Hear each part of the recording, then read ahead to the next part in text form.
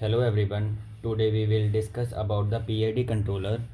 We will start with the basic block diagram of closed loop system. This is the input signal R of S. This is the output signal C of S. This is the error signal which will be generated by this adder. This error signal will be equal to the input signal R of S minus feedback signal F of S. This error signal will goes into the controller and the controller will generate the control signal which will be the input to the system. So if we talk about the PID controller, so PID controller is the combination of three controllers which are proportional controller,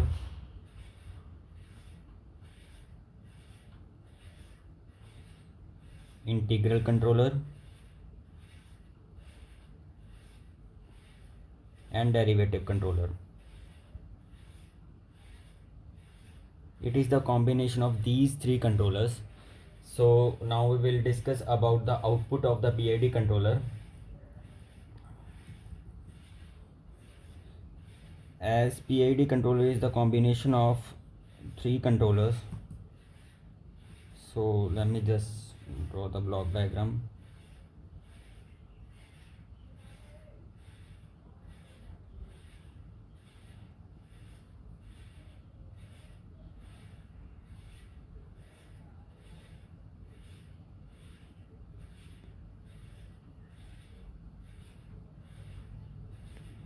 The input to all these three controllers will be the error signal which will be generated by the block diagram. This is the error signal,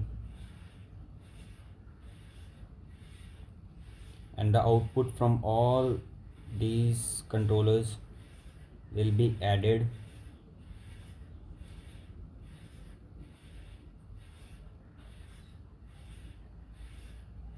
and called as a control signal M of S, which will be further uh,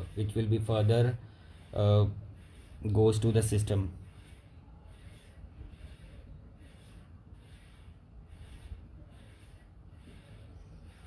So this is the proportional controller whose output is Kp multiplied by E of S. E of S is the error signal, and the output of this integral controller will be Ki, where Ki is the integral constant and the derivative and the integration of the error signal. Here is the error signal, and the output of this derivative controller will be Kd multiplied by derivative of error signal. So if we write the output of these all output of this adder, then M of S, or we can say M of T in time domain, is equals to Kp E of, if we talk about the time domain, plus Ki integration of Et dt plus Kd derivative of Et. So if we analyze this equation in the frequency domain, then we have to take the Laplace transform. So the Laplace transform of this equation will be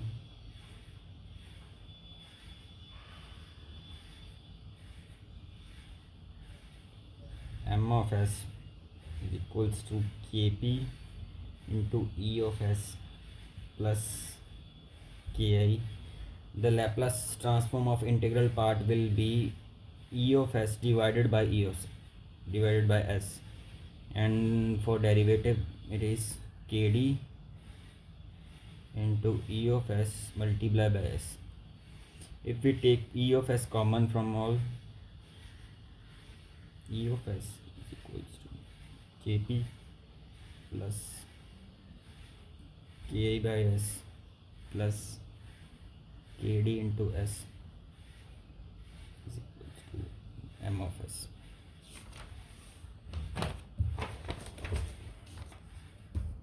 So M of S divided by E of S is equals to Kp plus Ki by S plus Kd into S. So this will be the transfer function of the PID controller.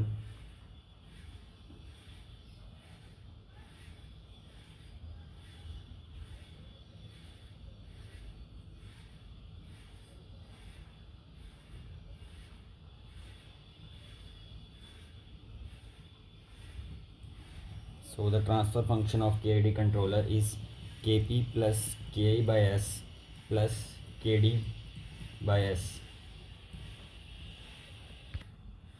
So now we will talk about the physical understanding of PID controller.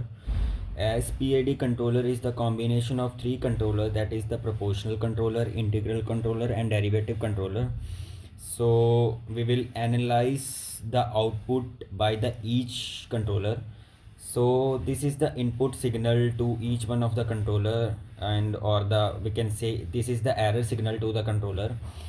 So if we talk about the proportional controller, then the output of the proportional controller will be Kp multiplied by E of S,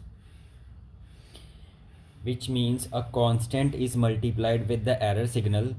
So our input signal will not change much, it will just shift by a little proportion. So the our output will be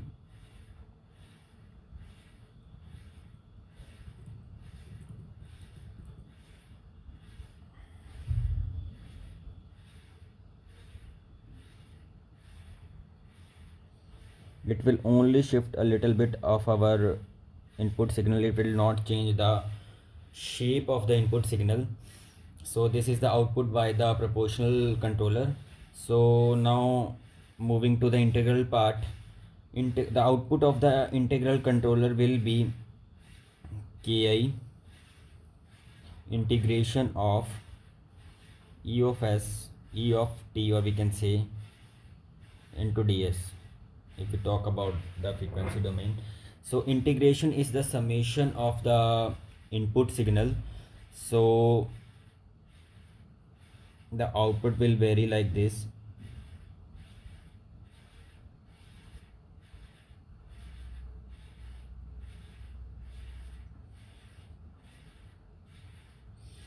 Here the input signal is 0, so after that the input signal is in negative direction, so the output will decreasing like this. So this is the output by the integral part. So moving to the derivative part, the output by the derivative controller will be Kd into derivative of input signal.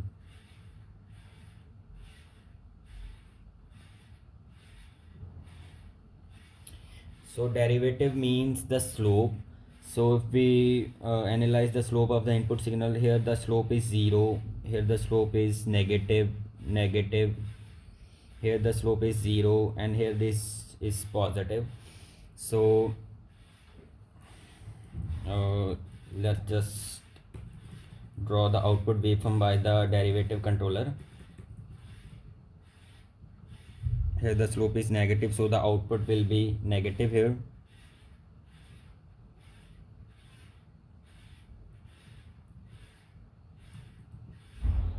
Here the slope is 0, so the derivative so the output by the derivative controller will also be 0, and after that the output will increases as the slope is positive.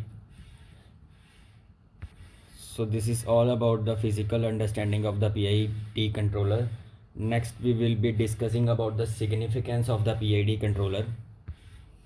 So if we talk about the significance of PID controller, then we will get numerous advantages, because PID controller is the combination of proportional controller, derivative controller and integral controller. So we will get the so there will be no steady state error, which is due to the integral controller, as the number of poles will increase due to integral controller. As due to derivative controller, we can predict the input signals, so we can take anticipatory actions. So it is the benefit of the PID controller. Reduced overshoot and oscillations will also be a benefit, which is due to the derivative controller, lower settling time and higher stability margins, improved stability, which is due to the derivative controller. So all of these are the advantages of the PID controller. So next we will be discussing about the block diagram of PID controller with second order system. So this is the block diagram of PID controller with second order system.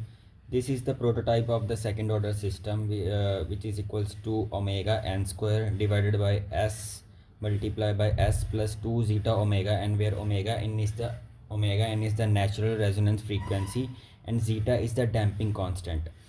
And this is the output of the PID controller, or we can say the transfer function of the PID controller. This is the input and this is the output. This is the error signal to the PID controller.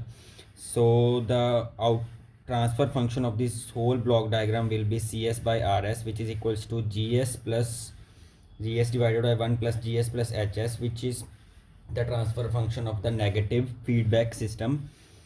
F here h of s is equals to 1 as we are taking the unity feedback. So g of s will be kp plus ki by s plus kd by s multiplied by the transfer omega n square divided by s plus 2 zeta omega n. After solving this we will get this. So if we want to calculate the transfer function of this whole system, then this will be equal to cs by rs is equals to gs, which is equals to this, divided by 1 plus gs into h of s, where h of s is equals to 1. So after solving this equation we will get this. So this will be the transfer function of the PID controller with second order system.